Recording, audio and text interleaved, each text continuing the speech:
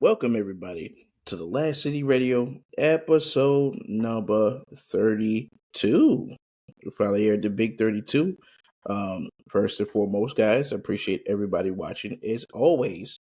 And I can't thank you enough for always supporting the show, always giving back, guys. You guys are amazing as ever. I just always want to let you guys know that because, hey, listen, you guys are the one just taking your time out, always listen to us, always supporting, and that's one of the best things about you guys and what you guys do. So, that being said, if you can't watch the show, don't you worry because we always have the show on Sundays. But this time, we're gonna try to make sure it's out this Monday. So because it's a Sunday show. That being said, we appreciate you guys once again, and today I definitely have a special guest, so I definitely want to bring him in the most wonderful way. So, that being said, let's go ahead and get right into it. So, everybody, thank you. It's P. Carlo Gamer here, and I want to take the time to introduce a guardian who has risen above the ranks. Not only is this guy been a wonderful guardian throughout his career, he is a lore storyteller and always giving that sense of comfort and knowledge of understanding the world of destiny, from the days of the Golden Age to the mysteries of old Chicago. This Lord Guardian is one of many in the lore community I call a friend and a lore master himself. I definitely want to introduce you guys to Mr. PsalmLab. How you doing, sir? I'm doing very good. That's a great intro. I appreciate you. Absolutely. I wanted to make sure that I give you the best intro. You're definitely a great guy for sure. And Thank you very much. I appreciate it. It's good to be here. Good to get the opportunity to talk Destiny lore in general. I think it's funny because getting into this new year, I think this is the first time I'm speaking to anybody kind of at length, about Destiny lore. yes, So yeah, it's good. It's nice to have this opportunity. absolutely, man. And it's definitely an honor for us to have you on the show for sure. I've seen your videos. A lot of people love your videos just as well as I love them, and I consider you part of the Mount Rushmore of the lore community. With by Mylan and Evase and all those guys. So That's some serious elevation, dude. for sure, well deserved too. Well Thank deserved. you. I do want to ask you too. How did you started? When did you started getting into Destiny, and like when did you start your career as far as being a lore guy? Yeah, it's interesting. It goes back about Destiny 2 beta was when. So I'd known about Destiny 1 because I watched the press junket that they did when the original Bungie team then were Mm-hmm. talking about what they were going on to next. So I Yeah. remember watching that whole press conference and them introducing Destiny and having the first I guess you could say it was like a mock-up image, and it had like the Mm-hmm. Earth and the Traveler hovering above it, and I was just like, okay, Yeah. this sounds incredible. And so I'd always been waiting for them after they said that they're not sure if they're going to bring it to PC. We're hoping Mm-hmm. to in the future.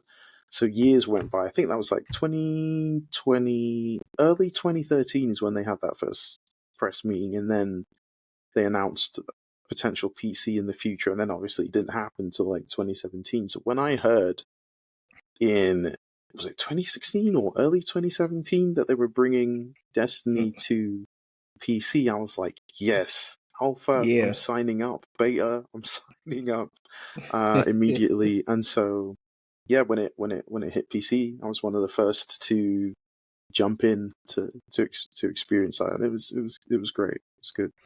Oh yeah, a lot of people was excited. It was like PC, yeah, we in there now. Because all of us was all console boys and doing our thing, and You know, that jump was amazing. That was one of the big jumps that a lot of people was excited for because during that time, I think it was 2016, 2017, if I'm not mistaken, one of those years. PC was starting to get real big. A lot of people starting jumping Hmm. over there to the platform. A lot of content creators as well, and they was wondering about Destiny. So they was like, okay, that's too. Hey, we're gonna do the crossplay. It's gonna be great. And you know, crossplay came later, but just being able to go to your PC and be able to play it again, I think that was really cool. Because you remember everybody was talking about, man, I wonder when they're gonna do like the crossplay where I could just bring all my characters and everything like that over. It was like, hopefully, Yeah. maybe someday, and it happened. So that's pretty cool, man. You getting a chance to not only see what they were cooking up, especially back in Destiny 1, but you being able to get a chance to jump in really in Destiny 2 and just begin that grind to become a legend. So you were saying that that's when you kind of that's when you kind of like started around Yeah, that so time? I had already been making content on YouTube before that time, because I was making Pokemon Go videos is what I was making Okay. at the time. So I did that for about maybe 2, 3 years ish, kind of like I would say maybe a year and a half, 2 years. Got was quite successful with that, and then you know Pokemon Go started to plateau as Yeah. a mobile game, and at least for me it did. At least for me it did on the Right. channel, and it was difficult balancing life and work and finding time to go out. So hmm it just came to a natural conclusion. It was sad in a way, but I kind of built my channel in a way that like different seasons would always have different things. So when Yeah. Destiny 2 came along, that first beta and then release, it made sense to make the shift. Of course, I hadn't started making that content until I think it's 2020, I want to say, just during COVID. That's when I Okay. started to take content creation a lot more seriously. I was already fairly serious about it, but I'd kind of burned out twice making YouTube videos, which is I can ultimately what understand that. what led me to stop making Pokemon Go videos. And so, um, yeah, after that, I had started to get into Destiny lore more, and obviously, I knew about Bife and another Guardian who also makes Destiny lore. Not so much now, but still does. Kaz PhD. You may have heard of hmm him. He does really good, really really good Destiny lore videos. So if nobody's heard of him, it's definitely worth checking him out as well. And that's kind of where it all started. Like I met Kaz, and then Kaz introduced me to the rest of the lore community, and that's kind of how I started to get to know everybody, like Orchid and um, hmm uh, I think she went by Green Eyes before on Twitter, hmm and Blue and Baxter that runs Ishtar Collective, Okay. because Okay. they're all in a Discord community together. So yeah, I started chatting with those guys and catching up with their content and asking questions and talking about Destiny lore, and it was interesting coming in. It took it it's one of those things where like it's always hard to break into already Yeah. established communities It with is. people that know each other. So Absolutely. that's what I came up against, and I felt it for the longest time. And so for a long time, I got stuck into this. I need to prove myself thing because nobody knows that like I know what I'm talking about, which was You're immature. like the But small fry. yeah, You know, it's like, I'm coming in here, see what I can do, but Mhm. it's one of those things, and it's the same thing for me. Um, of course, I did start my podcast back in 20, 2018, November 8th. Like literally coming, I think we was just freshly kind of in. Uh, I think it was what was it? The Black Armory, I believe. It was Oh kind yeah, of freshly yeah. coming in, and that was almost during the time where the Activision Bungie split thing was about to happen. That was a super huge topic, a discussion. That was a huge topic. I was coming off the back of that, and then that's one of the things that I was like, okay, I'm kind of late to the party, but just trying to get myself. And then 2020 was really when we just started to really change and say, okay, let's take this thing and move the goalpost. So uh, I'm in the same boat as you for sure. Yeah, When no, it that's a comes to tough season to come in on Black Armory because so much has happened yeah, already in the world of Destiny. I mean, because we had Red War campaign, Curse of hmm Osiris. I'm trying to what was remember it? the second expansion. War Minds, the War Yeah, Mind yeah. expansion. That's like my favorite expansion. But and then we went from that to I want to say Was it uh Forsaken was after, right? After no, we Warmind. had it might have been Forsaken. Yeah, might have been Yeah. Forsaken. I think that was something. I think that was something just before Forsaken, like a little seasonal thing, and then obviously we went into Yes, I Season think of it. Dawn, Season of Yeah, Opulence, which was a big season, and then we I had love like that. Season of the Drifter, and then Oh man, I love those. because they were selling at the time, Bungie was selling the three of them as like a collection. So we had Season of Yeah, Opulence, Season of the Drifter, and then Black Black Armory. Armory. Yeah, I remember Arguably those. three of the best seasons as well. Yes, absolutely. Especially Opulence. That was my favorite. Uh, man, I even miss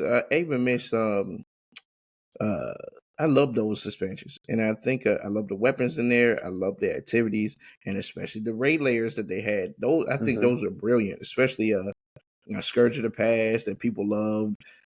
I love King. I love Crown of Sorrow. I love that one. That was my favorite too. Yeah, yeah. Really great. It was very hardcore too. Hmm. Uh, Hmm. but I love those. I love those raid layers. I thought they were pretty great, and especially they kind of like gave us a little push until we got to the next big expansion or big raid. I really love those. We got two of them, literally two raid races, and well, let's see, Forsaken, uh, the Last Wish, of course. Yeah, so pretty much three raids in 1 year. That was actually really nice. Yeah, that was Um, big. That was, I yeah, guess, Activision was still around at that yeah, time. So they were, I mean, the size of the team that Bungie had then yeah. was like humongous because they were outsourcing some of the Mm-hmm. workflow as well. Yeah. So to go from outsourcing workflow and having additional teams plus Bungie's team, that's a major like Mm-hmm. it's a pretty large cutback from Yeah. like respectively speaking, because Bungie are a Absolutely. hard team anyway, even without additional support, and um, even even without those who have sadly, have been let go for whatever reason, those who Mm, remain are still like some of the most hardworking people as well that absolutely. know how to get things done. Absolutely. You definitely hit the nail with that for sure. I definitely agree with that. And I'm hearing for the final shape that it seems like PlayStation Studios are pulling their studios to help Bungie with this um, reimagined final shape. So they're outsourcing again, from what we're hearing from reports. Yeah, Man, it's I'm definitely gonna keep like I everybody knows me. I always keep my perspectives as positive as possible. But it's difficult to hear that because it's like, is thunder hmm really gonna strike three times? Are we seriously gonna do this again? right. Because don't forget, we had the Bungie Microsoft split, and then we had hmm the Bungie Activision split, and both of those Yeah. splits were they were difficult. They were really hmm difficult because there were a lot of Bungie employees who were no longer there or who were still there will probably say, yeah, I had a lot of friends and family on both sides. Maybe a lot hmm of a lot more creative differences in the execution of where Destiny's going. So my hope is that with Sony backing them, Mm-hmm. they'll be as delicate with the treatment of Bungie as they have been, as Sony has been with, like, say, Spider-Man, for example, because the Spider-Man Yeah. cinematic universe that they've done in collaboration with Marvel is just like it's singing. Mm-hmm. Everything in sync. The story is succinct, give or take a few things, or and some like reinterpretation of characters, but it makes sense, Mm-hmm. and everybody's It following does. along with it. And people are probably more excited about the universal telling of that side of the story than they are about like other things. Mm-hmm. Bar maybe like um like Daredevil, Echo, Kingpin, but all those Mm-hmm. characters exist within the same universe as Spider-Man. So it's interesting.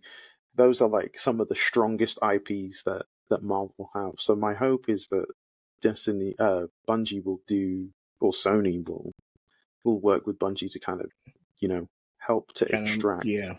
those things. But they have phenomenal writers at Bungie. Mm-hmm. Julia Nardine, who is like the Destiny universe.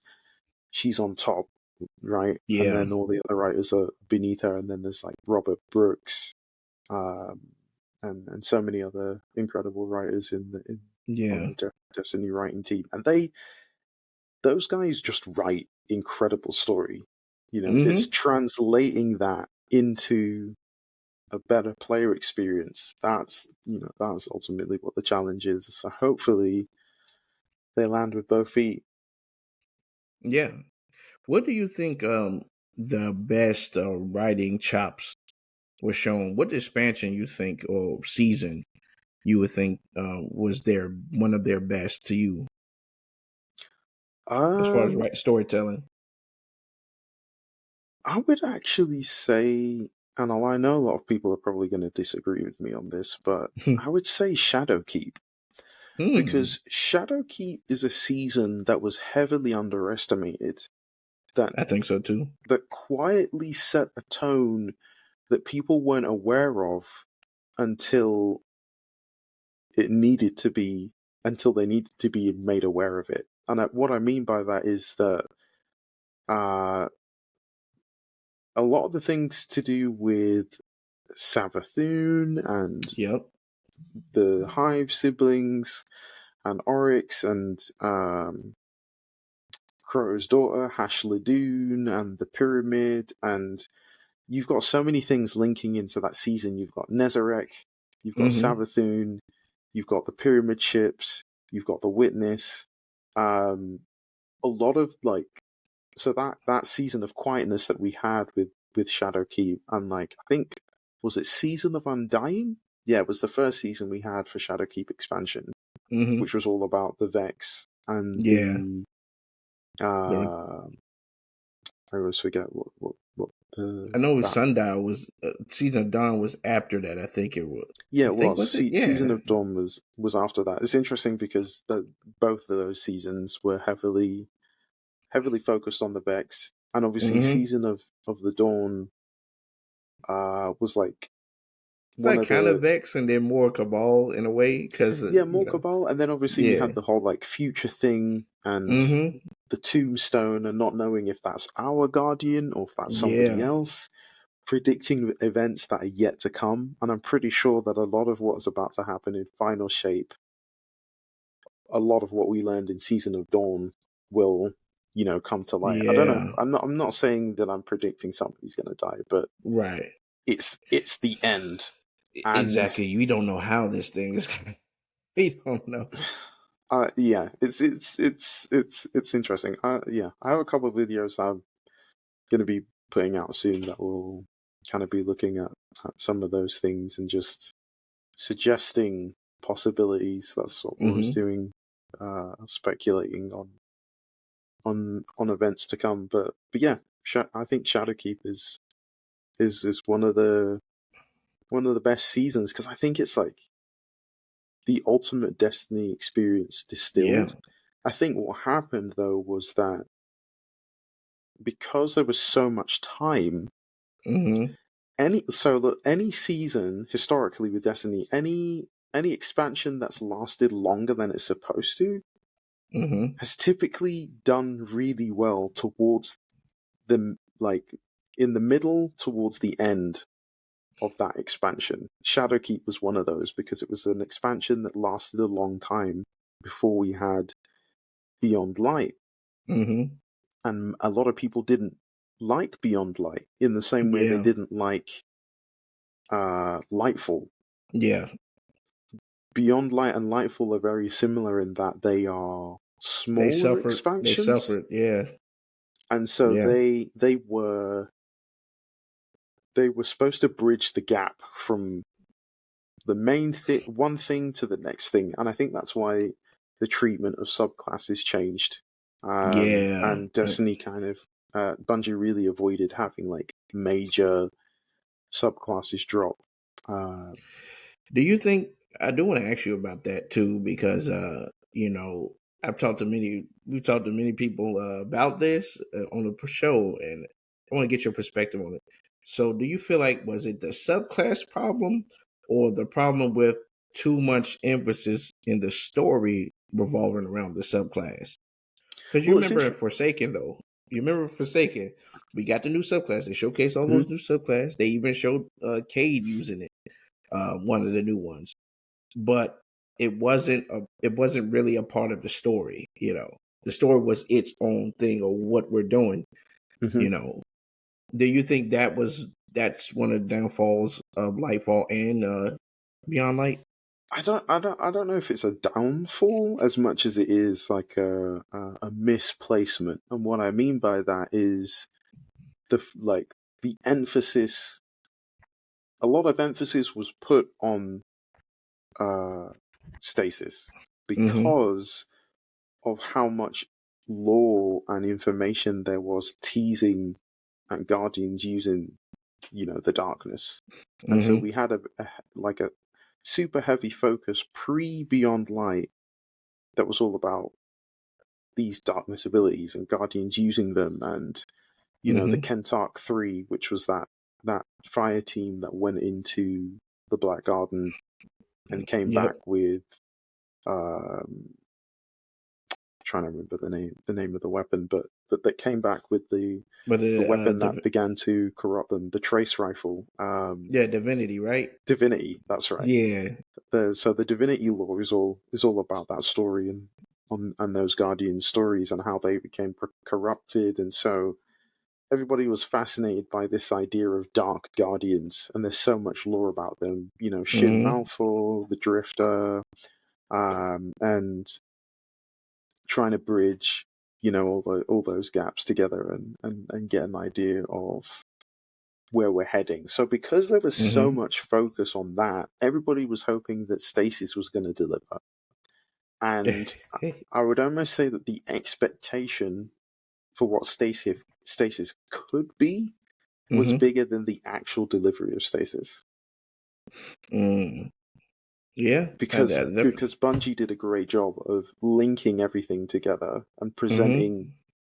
presenting an idea, and so that Destiny always does well with this anticipatable build up of Mm-hmm. something really great.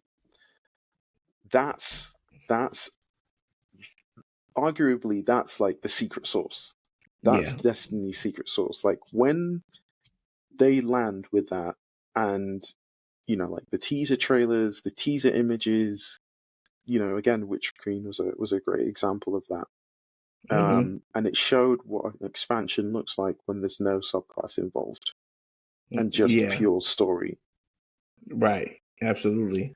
So it makes me wonder if Lightfall hadn't had Strand attached to it, and Strand had almost just been like a separate release by itself, and Mm-hmm. came into the story where relevant and nobody knew anything about it. Maybe it would have been received better, and maybe the team would Mm-hmm. have had more time and resources to dedicate to um, delivering a richer story instead of having to add the story into season. But saying all that, Mm-hmm.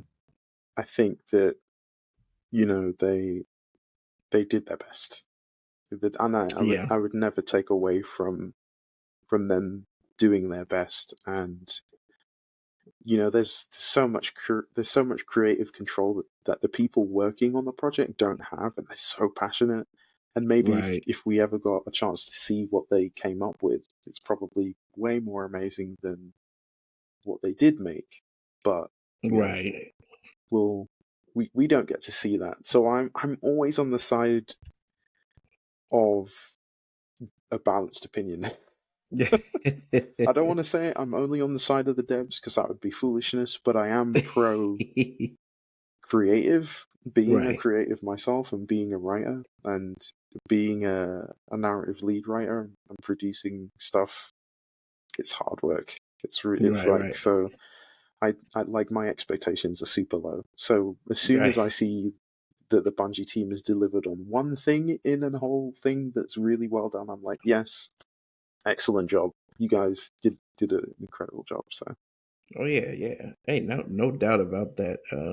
Salute to Baby Mallow. Thank you, darling, for coming in here. Appreciate you always. Um, Also, yeah, I do want to ask you, just a little bit, and I know you got something cooking up yourself. Something really special. I know I don't want to don't give any spoilers, anything. What can you tell us about the project that you're working on? so yeah, it's an interesting question. So I can say this much: the old Chicago is based on the location of the ruined city of Chicago that we've seen talked about a lot in Destiny lore, especially Mm-hmm.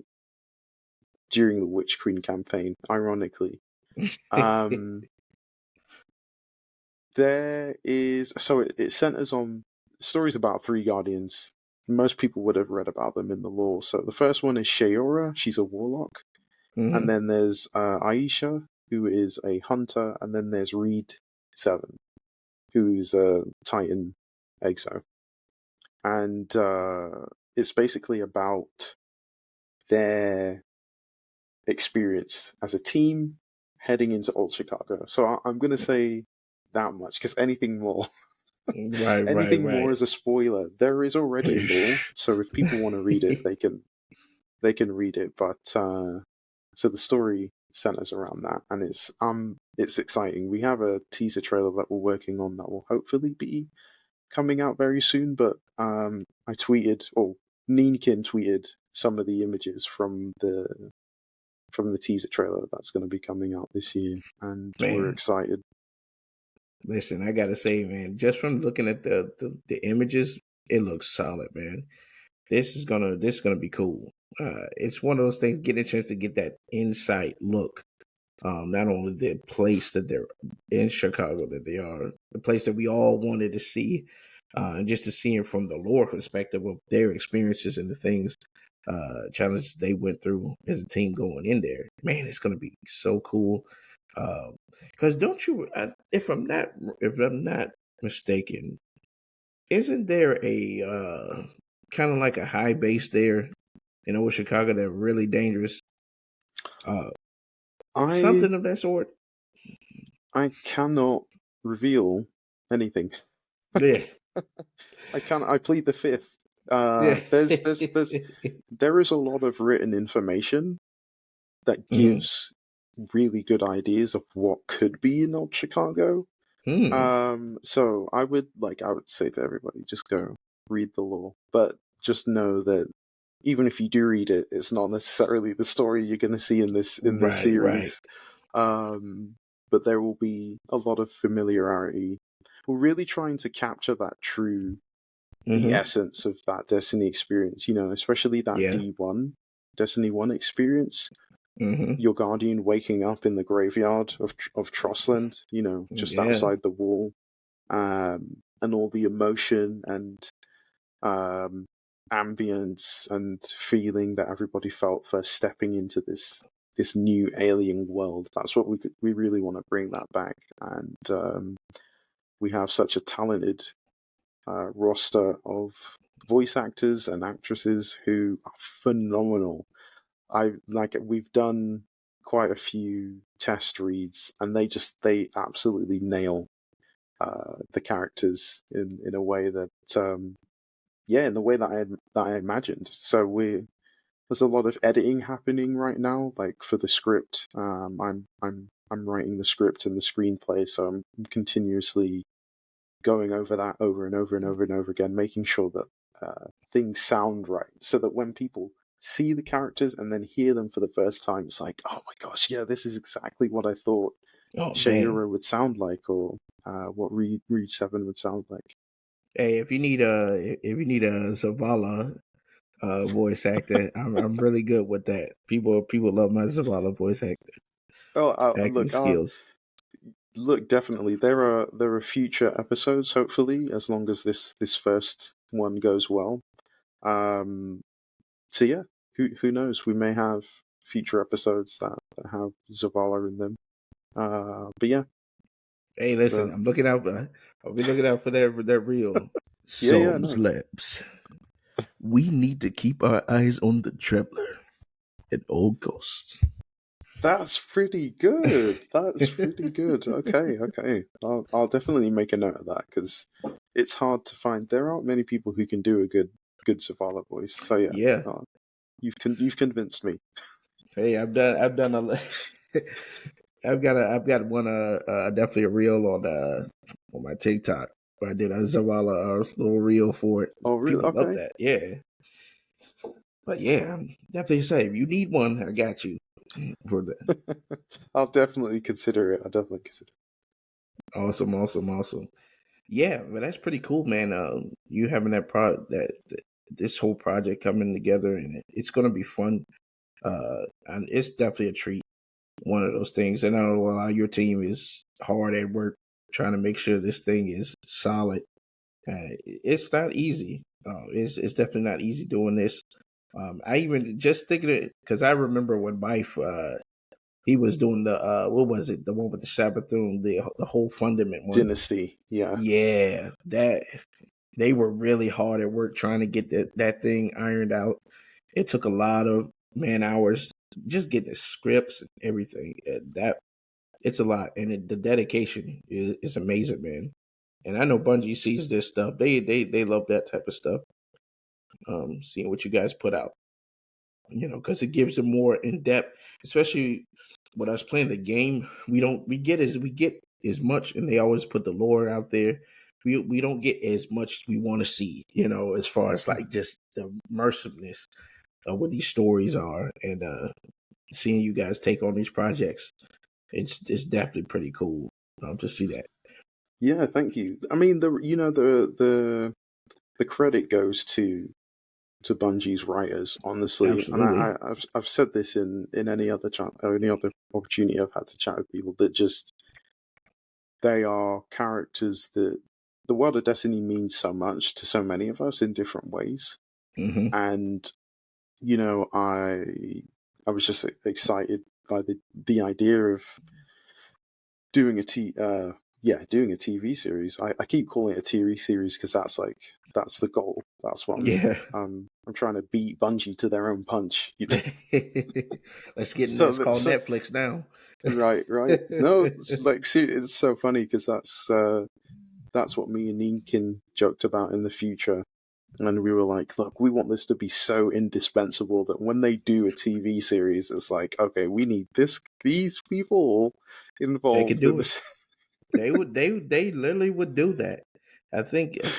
Man, you're onto something with that. I think they would do that, especially when they see these things, and I'm almost sure it's going to be a movie of the week.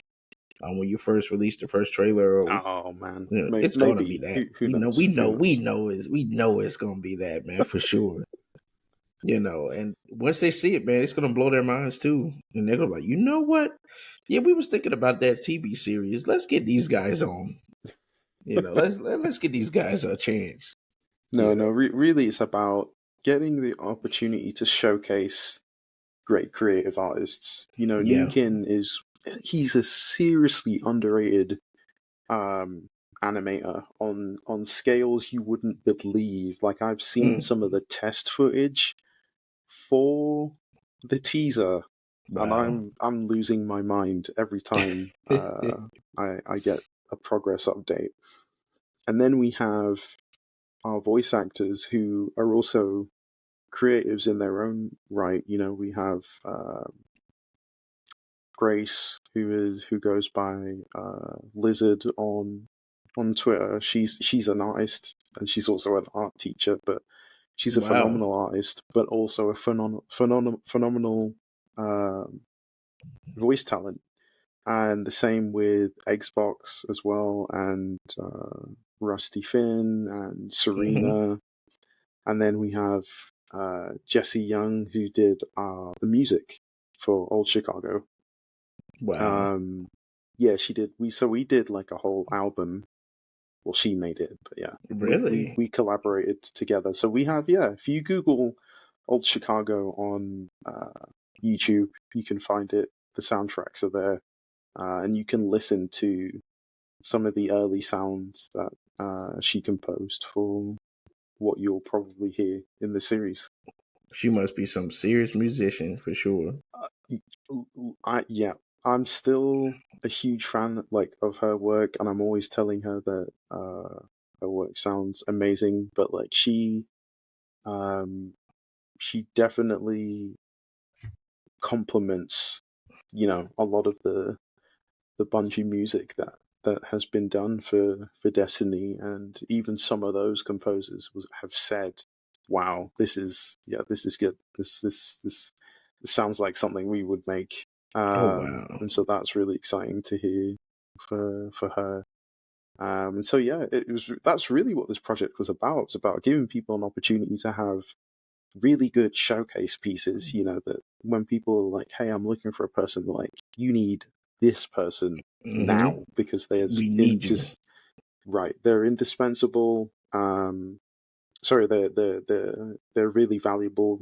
There's no way that you could not hire them, or at least, you know, consider them uh, to to work on your project. So yeah, that's really what the focus was the collaboration of Destiny fans.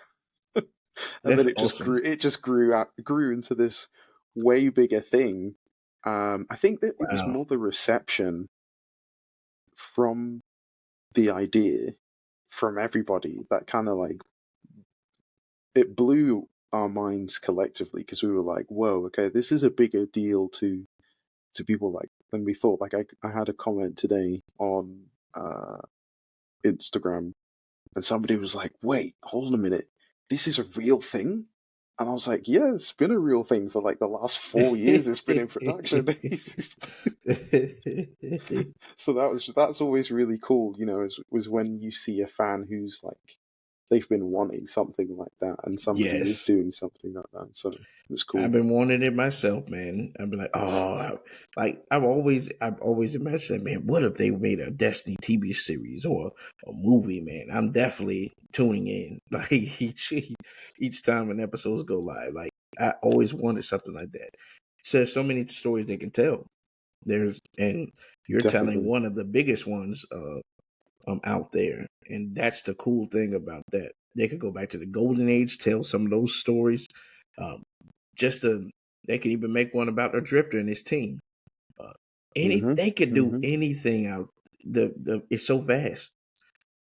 They could do anything. But you want to know a theory that I have? I guarantee that Zebra Wrath is hiding out there in old Chicago. That's my.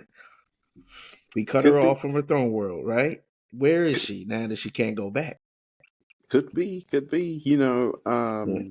post Final Shape is a good time to like Mm-hmm. revisit some earlier concepts that would tie Yeah. really well into uh, the story of Destiny Mm-hmm. and the setup that is yet to come. Because obviously, if the Traveler dies, you don't know if the Traveler Yeah. dies or changes into something else, or Yeah.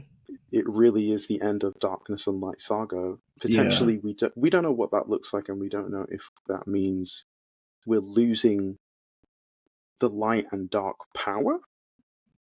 So that means do we lose access to subclasses and something, Right. and it's a total different power shift, and so if something like that happens, or it's even a temporary loss, we're talking like Red War campaign level of loss of the light, which Yeah, is literally. interesting. And because Bungie has a way of they always go in cycles. When Hmm. you look at each season, they're almost like repetitions of trilogies, Hmm. that conclude and then circle back round again with a fresh story. And so there's a lot of lore that points to the end of Dark and Light being the signal for the beginning of the cycle happening Yeah, all over again. We don't know, so we don't know really what that would look like. that If that is means, very interesting. yeah, and then obviously we have stuff like the Tree of Silver Wings. Hmm. We still don't know where the travel is from, so maybe in Final Shape we actually get to learn, or they're going to keep that a I secret hope. because it's like, oh wait, there's more travelers out there. We have to go find, Wouldn't that be hilarious? Wait a minute, you're not the only one. Yeah, yeah, yeah. Wait, what other beings have these powers? And I think that's one of the biggest things too. Um, is we don't really know what really is out there. I mean, because we just recently learned about the Lubrans. We didn't know that they existed. We didn't know. Hmm. We found out what happened with his place. We're just recently finding out the witness's origins and where he was, and how the veil and the traveler kind of connected, and what his real reasons for doing what he was doing. And it's like, wow, that's crazy. So just imagine the next saga we finally step outside of the solar system per se, Hmm. and experience what's going on out there. I mean, because if you think about it, you remember when the ending of the Red War campaign, and when the traveler blue glue and just start spreading its light all Yep. across the It solar went. system, Yep. it It still went kept outside going. of our. It did. It went outside of our solar system. Then it went outside of our galaxy, and Yeah. then so outside of our galaxy is where the pyramid ships were waiting, Mm-hmm. um, lying in wait for the traveler Yeah. to awaken, because obviously Savathun had spun deception to make the witness think that the traveler was dead, but it wasn't. Yeah. That's the cool thing about that. There's still mystery with that. Hmm. What other factions of enemies are out there that wants to take us out, take us on? That could come into the solar system and find us and say, "Hey, we want to take over." And Well, look, it's no it's crazy. mistake that the first episode post Final Shape is going to be about the Vex. Yeah.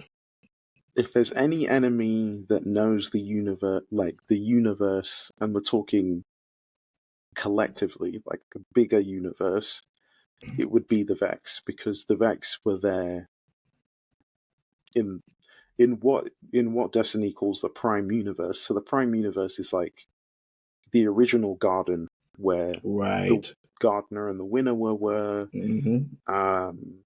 My theory is that that's where the Ahamkara came from. That's where the worms came from. It's where pretty much everything originated from. Hmm. Um, but of course, it's based on a book that everybody is suspect, because it's like, oh well, if the witness wrote it, so I Right. think it's intentionally a red herring in that Yeah. it's telling the truth, but is it really Hmm. the truth? And it's that thing that Savathun does, where it's like she's circumstantially bending Right. what is the truth to make it sound like a lie, but then you find out later that she was actually telling the truth, and then you're like, Yeah.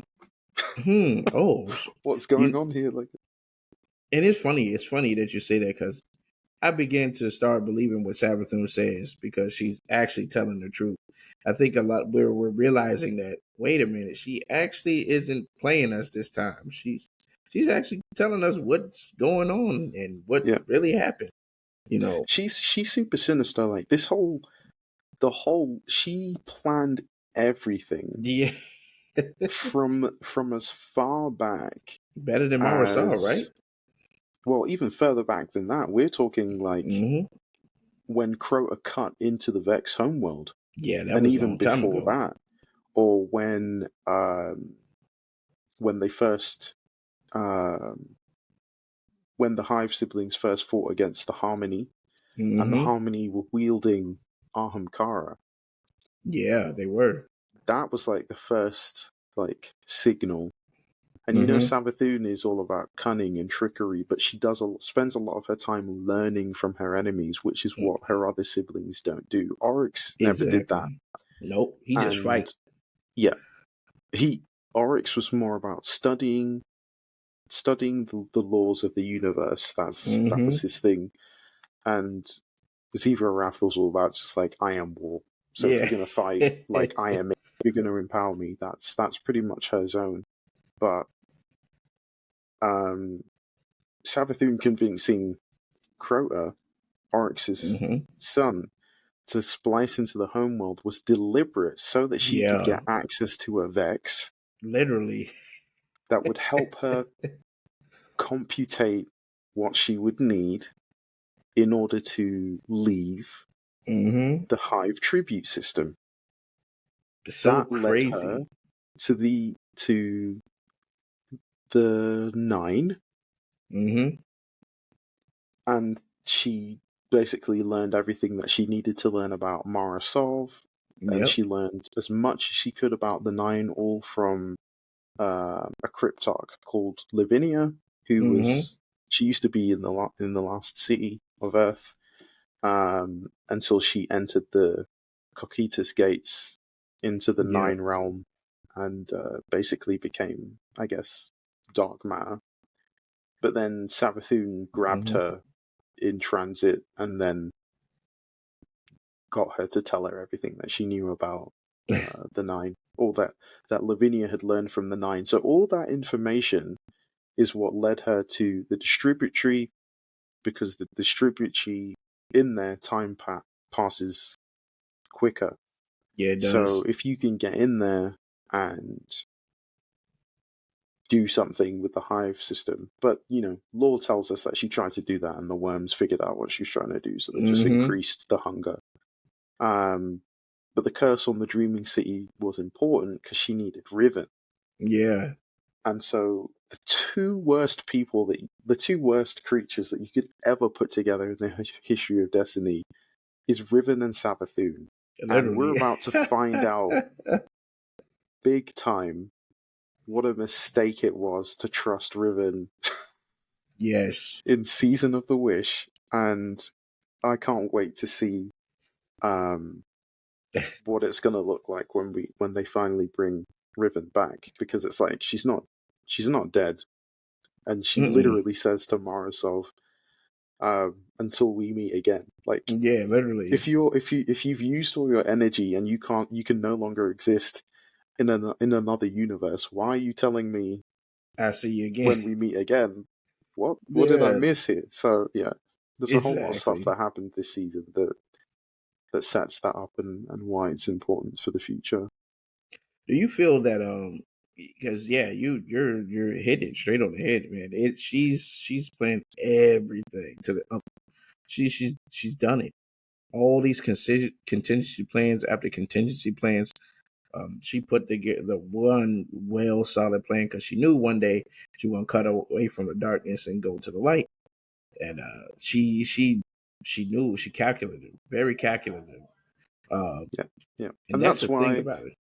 Yeah, and I agree, and that's why Savathun chose to bargain with Savathun, because she's like, oh, this, yeah, you're sinister, because Mm-hmm. she operates outside of, you know, the reality. She says it. Mm-hmm. Riven says it to Marisol at the end of the season, where she says, um, she says something about how she's able to bend the reality so artfully, you know, like an Mm-hmm. Ahamkara, which is really interesting.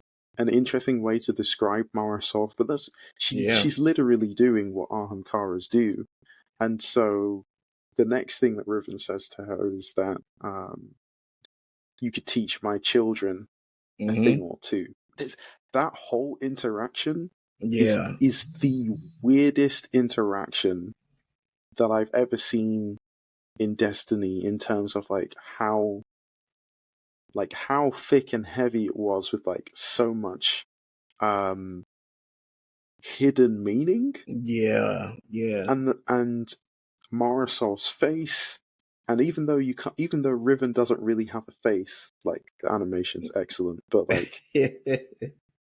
the tone of Riven's voice coming across, and her implying so many different things, Yeah. and there almost being this hidden conversation that they've had, and us knowing that Mara has visited the Nine multiple Mm-hmm. times, and she knows way more about the future than she's saying, and so Right. does That's the thing. Osiris, Yeah. right? And you always have to notice how calm and collected both Osiris and Marisol are. And we got some audio logs between the two of them talking about Mm-hmm.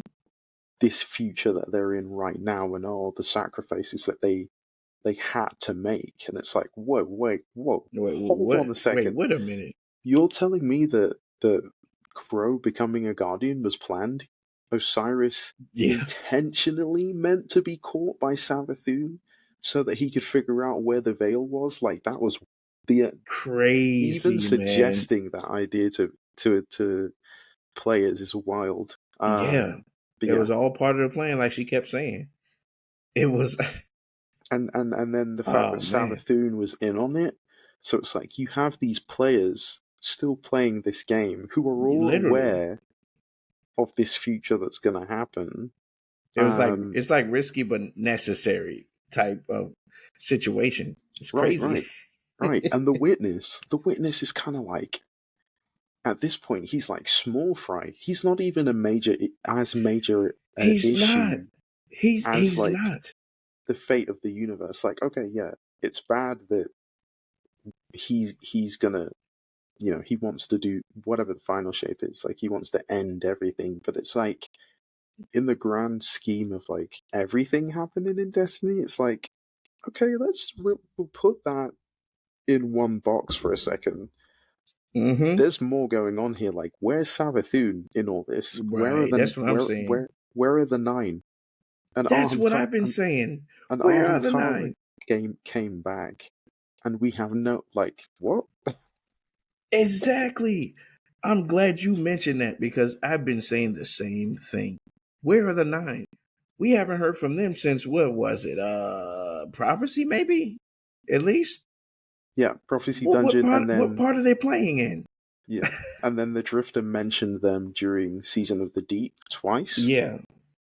because Zavala was asking him. So it's interesting. A lot of things being set up, and I think a lot of that tension and story between Marisol and Osiris and Savathun, Mm-hmm. that story is for later, if that makes sense. I think Something so to too. come back to. And so we'll probably see a whole lot more of Marisol, maybe in episode 2, I think so. um, And which Heresy, is I all think we about might see you. Heresy, which is all about Fikral. Mm-hmm. And if you've played this season, I won't give it away, but I Mm-hmm. definitely suggest that people go and have a look at play through the season, at least the ending of the season, to Yes.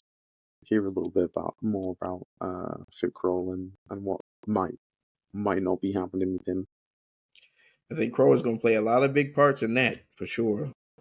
Yeah, I really think Crow is going to really play a little part because now he's kind of got to fulfill himself as Aldrin in a way, but clean up his mess. And that's one of those things that he's going to have to go back to and convince my man Fickrell that look, hey buddy, you remember me, right? I think Fickle from what it said. Like I said, spoiler guys, if you don't, we're not going to spoil anything. But if you haven't played it, you definitely need to turn this off and go play it. So I'll give it 3, 2, 1. All right. So with the spoiler, when it comes to the ending, right? So I think the thing about it is, Fikro knows that he calls him father, right? He calls Ultron father. So anywhere Crow is gonna go, he's gonna go and he's gonna mind whatever Crow tell him and asks him to do. So I think, and the thing about it, he opposed the witness. He doesn't like what the witness is doing. And from what we hear in the lore, of course, he's trying to gather a lot of the scorn, especially that's from up under him back home. Uh, that's the cool thing because they're trying to create their own culture. They've been trying to really create their own culture away from the fallen, that and do their own thing. And I think it was very interesting to see why they were trying to capture those eggs and do the things with the Ahamkara and what they were trying to wish for. Uh, but I think what Fickle is going to play in it, I think he's going to end up coming on our side because of Crow. I'm definitely thinking that. Yeah, it will be interesting to see how that ties up, and it's curious to me that they would choose to bring Cade 6 back in the final Right. shape. Mm-hmm. And if nobody's watched it yet, I might do a video about this later, but I think Bife has done a good job of it already. He does a Mm-hmm. video talking about some of the last lore that came with Season of the Wish, and there's one lore entry in particular that talks about Crow talking to somebody in Savathun's throne world, Mm. and the somebody uses very specific language, and there's only two people. Well, it's only two entities that speak that way. One is an Mm. Ahamkara, and the second is Savathun.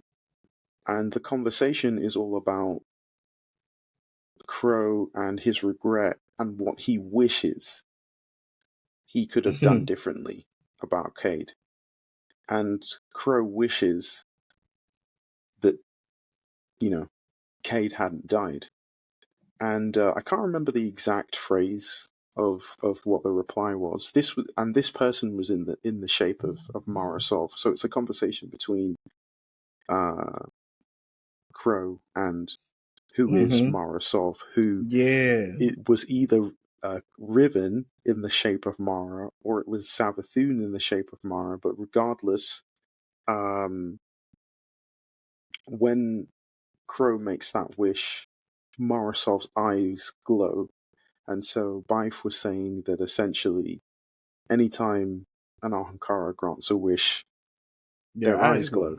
Yep. So the belief is that's how Crow was brought back, was with a wish. Hmm. Sorry, not Crow. Oh, was it K? Cade Yeah. 6. Cade 6 was brought back with a wish because otherwise it It wouldn't wouldn't have make made sense. sense because there's nothing the Traveler could do to bring back Cade. Right. And if you're going to do a season about Fikrul, you'd have to include Cade because it was That's true. Yeah. the Barons that took, well, they were part of defeating Cade 6. Mm-hmm. And I'm sure Cade would want revenge. And obviously, Cade has missed out on He's everything missed out on that's everything, happened man. so far. And so him having to deal with forgiving or not forgiving Crow, who has Right. Right. essentially become the new unofficial Hunter Mm-hmm. Vanguard. True. Um, there's definitely going to be some issues there. The second I thing definitely, is, I if it definitely was a want to. wish, what was the Mm-hmm. consequence? Every time an Yeah. Ahamkara grants a wish, there is a consequence. So There's always a consequence. who will that consequence be directed towards? Because Yeah. if it is, then does that mean that it's like a life for a life? Does that mean Crow would essentially die so that Cade could come back? But it would be weird because Yeah. we know that Fikrul was brought back to life using the darkness that exists within an Awoken, and that Awoken happens to be Aldrin Sov. Yeah. So, and I'm literally thinking to myself, I could do a video about this. What if Riven uses the light in Crow to To bring resurrect that's Cade possible. 6? That's possible. That So is yeah, very just a possible. theory, all speculation. You never know, but yeah, Yeah. That's I a wouldn't great be theory too. surprised. I always wondered. I always wanted to know, especially like, what would be that interaction now that Crow is in there and he sees Cade for the first time. I would love to see what their interaction is going to be, because now that he's like the first person, he's the first Guardian that's ever been in a Traveler. I definitely wonder, is he going to see him first before we even meet him? Maybe I would assume so. It would be interesting because we didn't know that Crow was going to be the first to go into the Traveler, Right, that's the thing. because there's a whole bunch of stuff Bungie haven't shown us yet about Final Shape. Exactly. So There's a lot of unknowns. in that could be an interaction between the two of them, which would be absolutely insane. Yeah, I But it, know, man. but um, Or he maybe saves him. What if Cade saves Crow from being attacked by the Witness's forces? That could be it. That could be anything's it. possible. They Anything's may possible. they may give us a Zavala and Crow moment where Zavala stretches out a hand to uh, to help Crow stand up. Maybe they'll do the same with Cade, and Cade is holding Ace, Hey, yeah. and then sees Crow, and it's like, Like, what? You killed me. Yeah. mm-hmm, You're a guardian? What? That's gonna be the best interaction. And you know they're gonna put out an epic cutscene in the beginning just to get us, like, yeah, this is what's happening. Cause like I was scared for Crow going in there. I'm like, yo, do you realize you're literally the Witnesses forces is all in there? Like, you're by yourself, buddy. yeah, You know, you're a new light still. It's like, I'm afraid for you. You know, you got those subjugators and all those dudes in there. How you mm-hmm, gonna be able to take them on by yourself? So I was yeah, like, maybe Cade is gonna help him out. I was always thinking about that. Cade's yeah, gonna come definitely, through being epic like he does. You yeah. know, I think so. I think it would be good. I think so. I think also he'll probably still have his powers like Golden Gun since he's in there.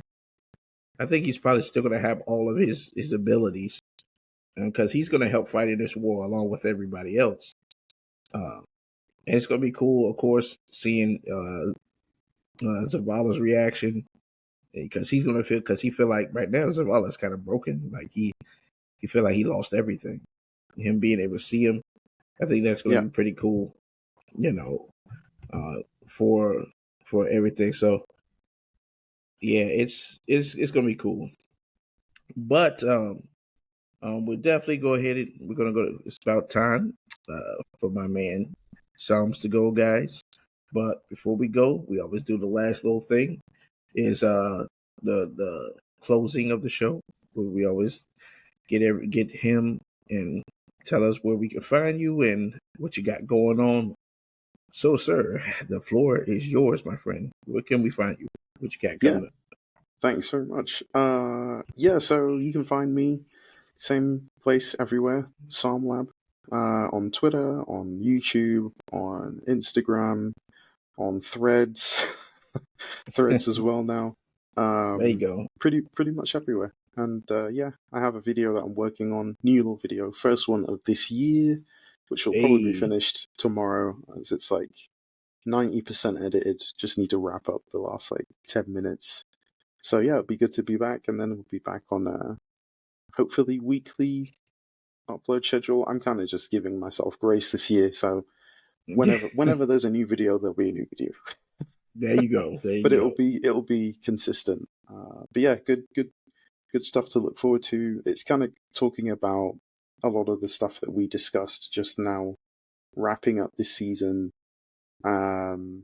pointing out some really important things. I'm excited to just hear what people think of it, and if they've picked up on all the stuff that I also noticed as well, because that's always really fun to talk about. Oh yeah, absolutely. Yeah, guys, definitely go check out PsalmLab on his channel, his YouTube channel. Great lore stuff on there, man. You know, especially with you new lights out there who's struggling trying to find out what's going on in the world. You definitely want to check him out. Great guy, wonderful, wonderful videos he's constructed, and it definitely help you out for sure. So I appreciate you for being on, man. It's been a pleasure. We're gonna have you. I hope we have you on again Yeah, sometime. thank you We'll so do like a much. whole lore panel, which will be pretty cool. Definitely, I'd be up for that. That sounds good. Awesome. I appreciate everybody. Hope you guys have a wonderful Sunday night. Uh, you know, again, of course, this is the odd time that we always do the shows, but it was necessary. We had to have the wonderful SoundLab here on. So I appreciate you guys, and definitely we're gonna have to show up on Monday, so that way you guys who didn't get a chance to come in live, you'll be able to listen to it and watch it on Spotify and the Last City Radio. That being said, I appreciate everybody, and we are out of here. See you next week, Saturday. Peace, everybody.